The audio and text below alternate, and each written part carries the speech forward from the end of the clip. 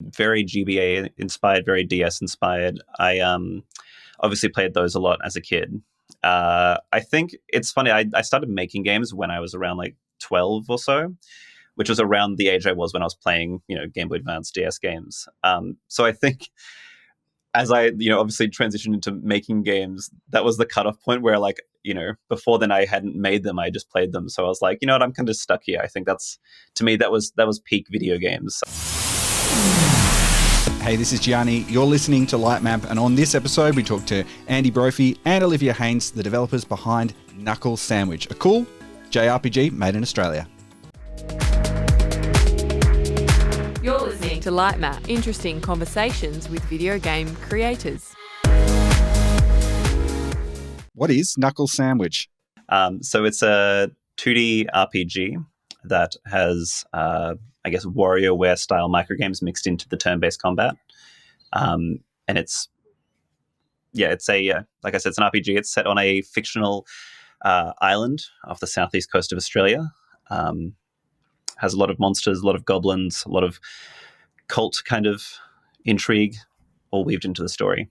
Andy, can you take me all the way back to the very beginning? Because when we last spoke to you, you told us that this game actually has like its roots in a Flash game that you made a decade ago now. Let's go right back to the start. Yeah, so back a decade ago, I was making a lot of small kind of games like with Game Maker, and I wanted to really branch out and just try different programs, that kind of things, just try different ways of making games. And so I feel I really, really late into the game got into making Flash games. And yeah, because I just wanted to be able to put games online, that kind of thing, the sort of small games I was making. And one of them back then was a game that was called KNUCKLE Sandwich and had very much the same sort of, I suppose, opening kind of premise where you work in a diner, very similar characters, that sort of thing. It was only a very brief game, maybe like 40 minutes, an hour long, something like that. I showed it at like a couple of festivals and that sort of thing, but never properly released it. It was just kind of something that I had in the back of my mind, mostly because Flash was dying and I just, moved on to other kind of projects. But it was only a couple of years later when I knew I wanted to make a bigger game that, I looked through all my old projects that I abandoned and was like, I think there's something here. I think this is the kind of aesthetic I want to go for, the kind of vibe. So I just expanded upon that over the years. Tell me a little bit about that aesthetic and vibe, because it feels to me like, channeling my childhood when playing this game. Tell me about the influences and the look of KNUCKLE Sandwich. Yeah, well, kind of like you touched on in the intro, very GBA inspired, very DS inspired. I obviously played those a lot as a kid. I think it's funny, I started making games when I was around like 12 or so, which was around the age I was when I was playing, Gameboy Advance DS games. So I think as I, obviously transitioned into making games, that was the cutoff point where like, before then I hadn't made them, I just played them. So I was like, what, I'm kind of stuck here. I think to me, that was peak video games. I can just keep making games from that era and that's it. So I don't know, that was just what was most familiar to me, the kind of things that I liked. It just felt natural. I mean, and personally, like I like 2D games more, so it wasn't really a question of, making it a 3D game or anything. It was just, this is what I like. This is what I'm good at. So I stuck with that. It was only like, as I started working with Olivia, I was like, oh, I could probably add 3D now because Olivia's such a good 3D artist. Yeah. So that's how that got added in, I think. Yeah. I've shown you the way. I've shown you 3D can be good, actually. Yeah. Olivia, do you have that same sort of grounding, the sort of games that you were playing? Is this the same world that you're in? Well, yeah. I mean, my games are primarily 3D, but I actually, when it comes to games that I play, I much more gravitate towards sort of GBA era and DS era. It's like similar to Andy, like it's the games that I grew up with. I mean, like my favorite console is the PlayStation 1. There's just like so many good games for it. And it's like, even today, even to this day, I'm like discovering new games for it that I'm just like falling in love with. And I think I draw a lot of inspiration from that aesthetic in my work, where it's like, it is a lot of the time 3D games, but they're very rudimentary and experimental. And so like the focus becomes more on like the heart behind it almost with some games rather than like technical fidelity. And I try and have that ethos, I guess, with my work.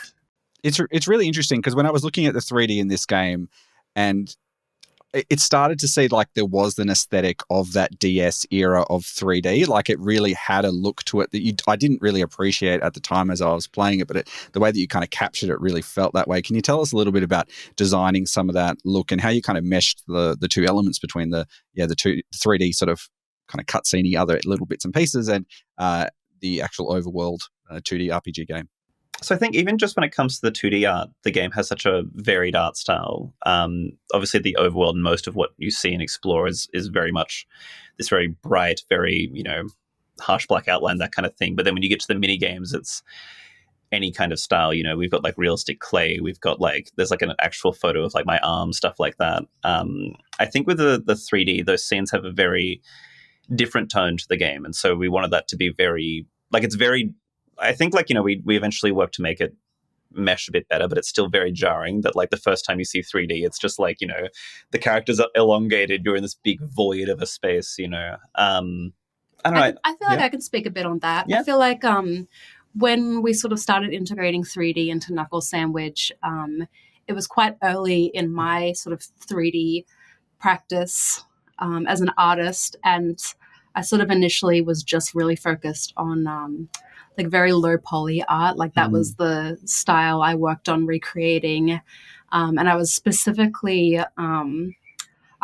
specifically referencing Spyro the Dragon on PlayStation 1, where things the models are extremely low poly, but the textures are where a lot of the detail comes from. And that's a key part of the, aesthetic for Nintendo DS 3D games. If you look at Super Mario 64 DS, it's that same kind of thing. Yeah. And I mean, that also just worked with Game Maker because it was limited in how many polygons you could have. You were not meant to make 3D games in that program. Yeah. So I feel it's the 3D sections are a combination of our aesthetics in a way. Yeah. Oh, absolutely. Yeah. I think we kind of we had these two different aesthetics, and this is definitely the middle of that Venn diagram. Is where that meets. Did you go back and research some of the games that you played at the time, or was it all about rather capturing the feeling of what it felt like to play those games? Yeah, it's all vibes. I don't think I ever went back and was how did this happen? Or actually, I think there's some stuff. So it's a bit further in the game. I guess it's kind of a spoiler, but there's a very Tetris attack style, match the blocks kind of game in there. And I was thinking so much how did they figure out the math to do this? How did they make them check this way and all that? Turns out they didn't. I just figured out how to make it better than back then because I just did it off memory. So no, we probably would have got the game done a lot quicker if I just went back and looked at the things I was ripping off. But I mean, we've looked back in the sense of, over our time making the game together, we've shared each other's games from our childhood. Andy's shown me all the games that really influenced his Mischief Makers and Killer 7 and the No More Heroes games. Yeah. So in that way, we've looked back. I think maybe you could say that you have gone back to those games, but more with a different lens. Yeah. It's not so much thinking oh, I liked this part, and so let's go watch it again or something like that, I think. But yeah, no, definitely. I think a lot of conversations were oh, this was really cool, that kind of thing. Because I was very much a Nintendo baby, and Olivia was a PlayStation baby. So I didn't grow up with the games Liv grew up with, and vice versa. We had not as much of a crossover when we were really young. So it was finding out these things from each other, which was really cool, which helped influence things. I never played Final Fantasy VII until 2 years ago, because I didn't grow up with it. So Liv was you got to play it. Then I played it over 2 weeks. It was great. What was it like? Actually, I'm always curious about that game, which was such an important part of my growing up and played it for hours and hours and hours, whether or not if you come into it with fresh eyes, what that experience is like. No, it blew me away. Honestly, it was over Christmas break. So I was alone at our place. Olivia was visiting family, and I was I got to do something, And so I played the game pretty much nonstop. And it gets to the final cutscene. I was just sitting there, and I just felt I'd been punched in the gut. I was just man, I get it. If I was a kid and I played this as it came out, one, I wouldn't have appreciated it as much as my adult brain, but two, I would have been blown away. This would have been a totally different game. I would have been no, I'm making Final Fantasy VII too. That's what I would have done. I'm really interested in, talking about the micro games, because every time as I was playing it, something new appeared. And I was really sort of surprised about how many different types of micro games have you got. Firstly, how many games have you got, and what were some of the design intentions behind making this different model of interactions throughout the battles? So I love RPGs. I played a lot of them growing up and everything. I think that's evident just in the game. But playing them now, like the battles are kind of just really boring a lot of the time. They can just be like, just going through menus, just finding the best items, that kind of thing. I think not so much these days, but when it comes to like indie RPGs, they really just try and have like a bit more of a hook in some way. Like, you see that in games like Undertale, et cetera, and the kind of games that came from then. So to me, it was about making the battles as interesting as possible. Like, even if, it's not as much about like, a numbers game as RPGs. It's like, it's always meant to have that feeling of surprise. Like, you see a new enemy, you're like, oh, I wonder what that guy does, right? Like, I wonder how this character's design would turn into a mini game, that kind of thing. So that was really kind of the intention behind it. It wasn't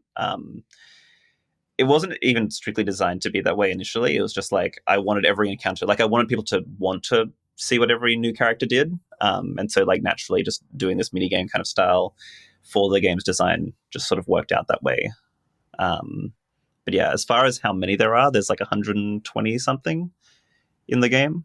But then like each of them have like different difficulty settings. So depends on what we consider different games at that point. What were your rules when designing them? I was going to be really cringe and just be like, there were no rules. But I'm trying to think. As far as like rules, I guess I had kind of like some hard rules where like every character's got to have at least 2 that are unique to them. What were some other ones that like they couldn't be too much longer than 15 seconds, I think was another one. Like I tried to shave off like, like milliseconds of every interaction to make it like still feel readable and not just overwhelm people, but at the same time be like, no, just cut out any kind of like fluff. We don't need to like spend time here, Like even like you'll see things like it tells you the controls the first time, then every other time it's like, no, you get it, it's fine. Stuff like that. They had to be quick because they can really, really drag on. That was the thing. It had to be like quick and readable. And if I could just make it funny in some way or like surprising, I think that was another thing I really focused on. Like a windscreen does something a bit silly or shows a fun piece of art or has a fun sound, something like that. Like it always had to just be entertaining without being too just random. You've described this game as somewhat autobiographical, but more that you've been making it over such a long period of time. You can look back now and think of the moments where you were making particular chapters. I'm curious, you would be going through the game at the moment before people get their hands on it. What is it like to go back through that and revisit some of those moments? It's really nice working on something for this long because I forget about some of the stuff I've made. And especially like a game that's focused on humor, I will see a cutscene that I've completely forgotten about and start laughing and be like, that was pretty good. Like I feel I see it fresh because I can't remember how much of this game I've made. But no, it's nice. Like I think so much about where I was in my life at the point that I made specific parts of it. And I can think about like, things I was going through, what I was up to, that kind of thing. And especially we've shown the game at like, quite a few different events like PAXs and stuff like that. So I can think about like when I was making this part and I showed this part to people, like what they thought or like where we were at, that kind of thing. Yeah, I played the other day I had to play the prologue and chapter 1, and like those were made like before like I knew Andy. Mm. And I had such a weird experience. I was like, this is a different guy. Yeah. Like literally just a different person made these. Like the sense of humor just feels different. Like I can't picture you as you are now, like making it. It was quite a bizarre feeling. Absolutely. Yeah, which is really hard because I'm one of those people who's really like, I'm a perfectionist, right? Like I keep going over the start of the game and I'm like, I wouldn't make the start of this game this way now if I were to have like started it right now, right? Like, yeah, like completely different person. But you just have to let go sometimes with that sort of thing. Like, I think it does what it needs to do. And like, I can guarantee with people that like the game does get better as it goes along because I've gotten better at making games as I've made it, which is good. It doesn't like fall flat, which I think is really, really nice. Always what you want to see. But yeah, I think to answer the question in short, it's really bizarre, but like a good bizarre going back and seeing this stuff and playing through it. You've made some of my favorite games, some of the things that I think are most interesting and exciting over the last, decade or so. Olivia, your work is so distinctive, and you both together made Beyblades, which I played at, I think it was at a Hoverguard party at one Melbourne International Games Week. We just spent hours playing that game on a little arcade machine for that. Tell me what it's like working together, making games together. You've got your own thing, but you work together as well. I think it's pretty good. Yeah. It's interesting. It's really funny. Like we're both kind of workaholics. So every time we make a game together, we just come up with like the most ridiculous scope. And then it's like for like this extremely short amount of time, like a week, we're just working like 23-hour days. Yeah, Beyblade, most of that was made on a plane. Like we were in Japan at the time, and most of the game, because most of the game's the menu. So we made that. I don't know why we keep making these games with like such a short amount of time and like these incredibly rich systems and like just because we can, extremely it's funny. large like list of art. Like Goblin TCG was like, that was mental. Like we made like 100 different cards or something. I don't remember how many. I think we ended up with 50 in total that we finished, but we did that in like 5 days, like all with their own unique art and everything. And I was just like, I just want to make a strategy game. Like that just sounds funny. Like I've never done this before. I was like, this is not healthy, but it will be funny to look back on, Yeah, we do it for the bit. But I think like in all seriousness, like we like in terms of the games we make, like independently, our games are really different. So it's like this interesting clash when we go to make something together where it's like the things we make are really different, but like we are very similar as people. We have like really similar taste. And so I feel like sometimes there's like initially a bit of like like it can be difficult for us to figure out exactly what we want to do originally, like for us to get on the same page and get a scope that's like realistic. We approach things the same way though, I think, but like just the different aspects that we focus on. Like typically like I'll focus on the design of something that we make, and then Liv will focus on the art. Like we'll cross over a little bit, like I'll do a bit of art here, Liv will come up with an idea here, that kind of thing. But like I think we get such a clear idea in our head when we are on something that it's like, we just have to try and find the right like frequency so we're both matching it, and then like we just don't really talk then. We're just like, all right, the game's done. Also every game we've made together so far has been in Game Maker, and like Andy's been using Game Maker for 2 decades, so there's like literally no point in me like touching any of the coding side of things because he can just like whip it up instantly. I'm just like this, so and then it's there. I think next time we have to make like a game in Unity so it's like more balanced, where it's like we got to use something we both don't know. That's it. Because I don't know Unity. We'll make an Unreal game next. I think. That'd be really funny. Just flip the roles. Liv, you just program it all, and then we should do that. Yeah, exactly. We'll do that. Let's like do a little side project after this. Yeah, like defying gender roles. The woman does the code and the man does for the art. boys. Oh yeah, that's so bad. You mentioned scope there because one of the most impressive things about following the crowdfunding campaign and everything you've been posting over the time has been your grid as you work your way through this process. Tell me about the grid, because it's kind of had a bit of a mystery to it, but it's always been intriguing to watch the little squares change color. So I'm like a very visual person, right, with everything. Like when it comes to making a game, I don't like gray box. I don't use like squares or like placeholder art. The art that I put in when I first make something is like the art that's going to be in the final game, maybe some revisions there or whatever. It's a horrible system, means I have to know exactly what I'm making. If I need to change it, I scrap all this art really bad. That's like the same sort of philosophy I have when it comes to like planning a game, right? Like I always knew about the chapter system, all that, but to me, I needed like a way, like I usually just have like a notepad and it's just got like a big list of things I have to do, like that kind of thing when it comes to tasks. But I needed like a visual way to kind of keep me motivated to know like how far is this, like a progress bar, right? But obviously you can't, like how do you calculate that? So to me, it was dividing it all by like the individual sections and how close each section is to being done. And obviously that's a grid, right? It's not accurate whatsoever. Like the amount of squares doesn't equal like a percentage or anything, even if you try. Like it's just not how games or anything really works. But it just looks so good to see it like fill up, right? Like everyone's like, oh my God, it's so close. And I started like making them GIFs so you could see the change between each one and everything. And everyone got so on board with it. I was like, yeah, it's the grid, obviously. If I like would talk about an update and people are like, where's the grid? You know, like I just want to see the grid. I don't know, something about it's just very infectious. Like I'm glad other people responded to it the same way I do. And yeah, like you said, it's a bit of a mystery to it as well. It's like, what does it mean when it's full? It's like, probably means the game's done. I don't know. I love that, like, I was so hyped about announcing the release date. I even forgot to post the grid at the end. That everyone was like, I need to see the whole, like, a big blue square. And I forgot. So, Yeah. and I posted it eventually, just like a week later or whatever. It was fine. It's just that drip-feed indie marketing. You know, it's all part of the plan, I'm sure. It's all exactly right. Olivia, do you use grids? Oh, I probably should. No, you do. I made a grid. Oh yeah, but I'm not that good at using it. I made like a surf club, sort of like a grid. Oh yeah, that's right. Yeah. It's internal for now, but there is a surf club grid floating around. I'm not good at organizing myself. Like I will make like a really nice organization system and then I'll forget to use it. Yeah. So that's something we gotta like a personal journey I gotta go on. It's like odyssey, figuring out how to organize my stuff. No. But yeah, we did that. I mean, yeah.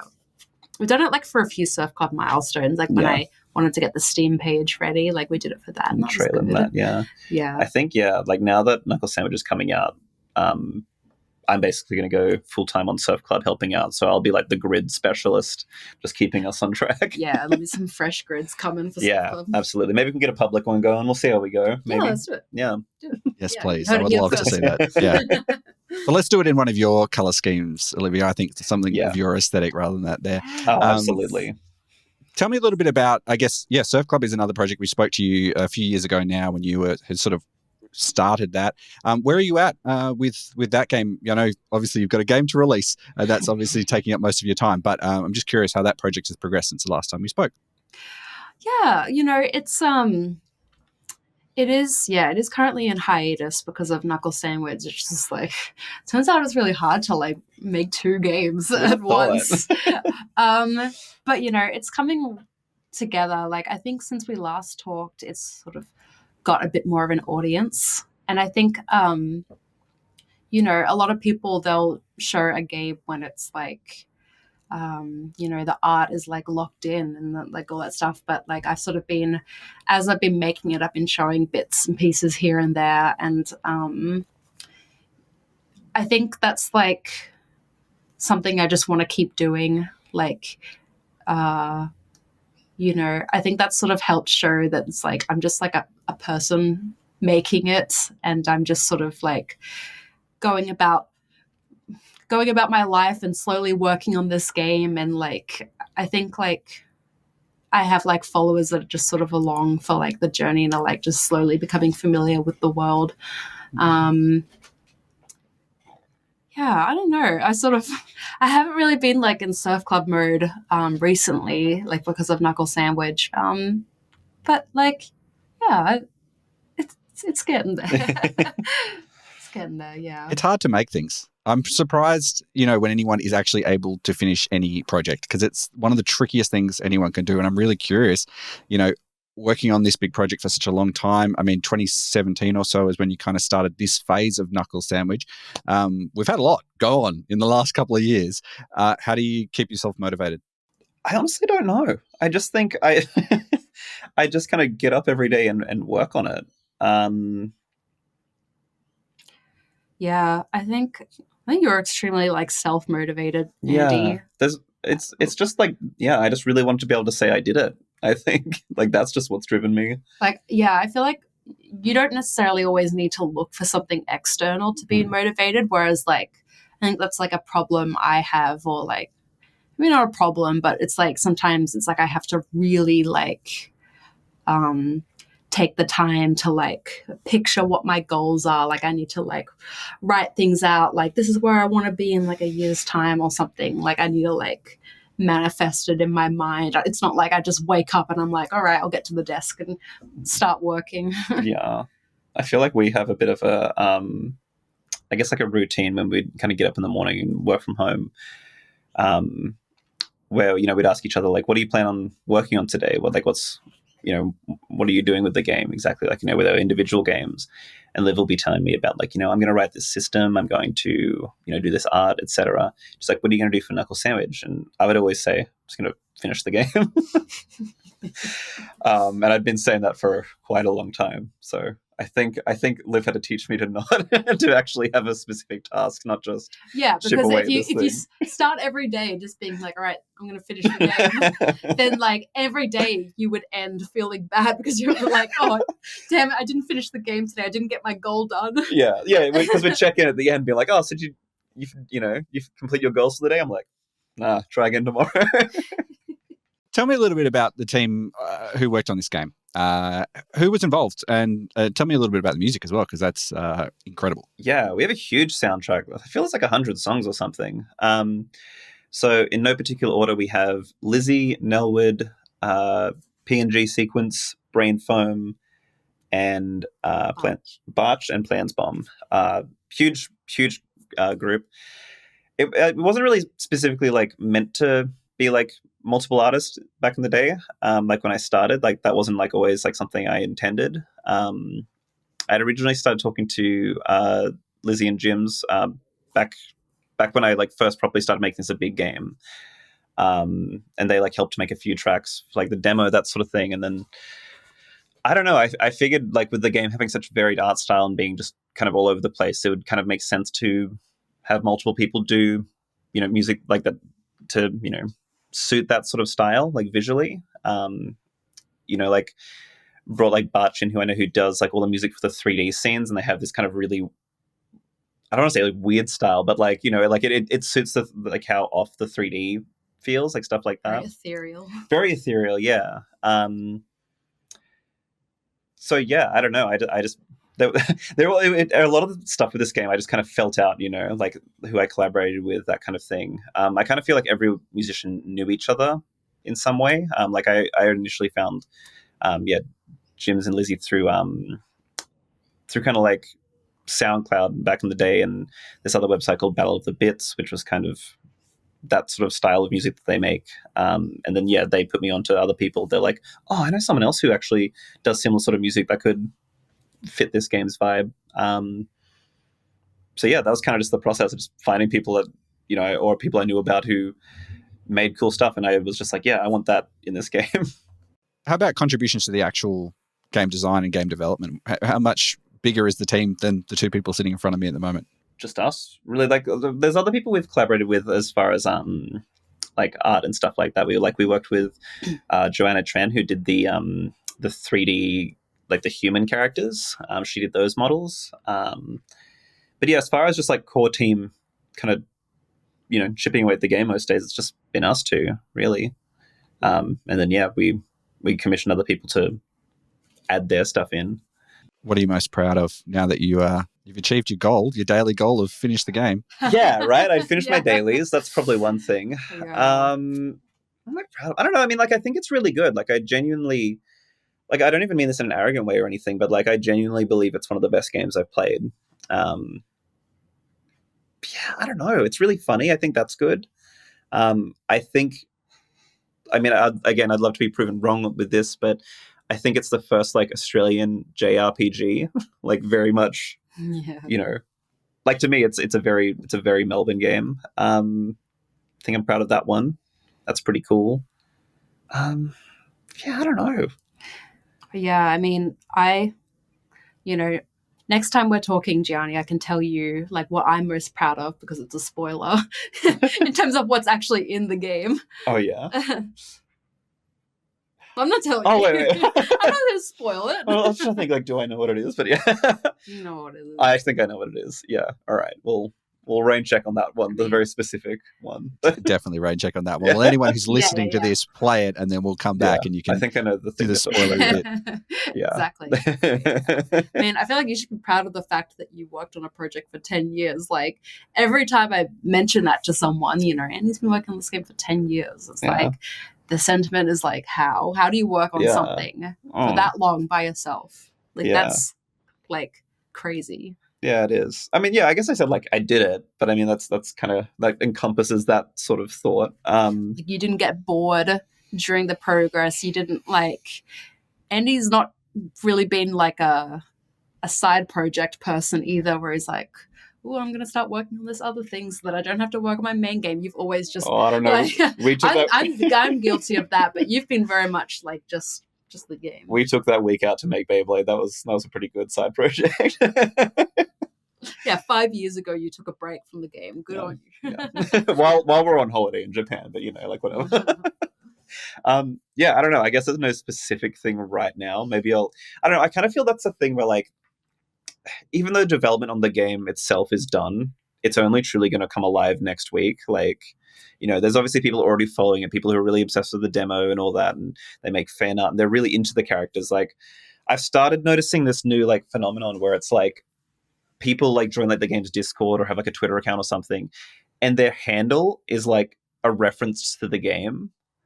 Like, it's like a character name or a location name or something. Like, I've seen people like use screenshots from the game as like an avatar, and I'm like, that's really cool. But I feel like, an avatar, you can just change that later or something. Like, and you obviously can change your username, but like, that's still like, that's your identity online. That's how people know you, as this character or something. I'm like, that's crazy, right? So like, I don't know. I feel like the game's really going to take a life beyond what I can currently comprehend from a week from now. So I don't know. Ask me next time and I'll probably have an answer.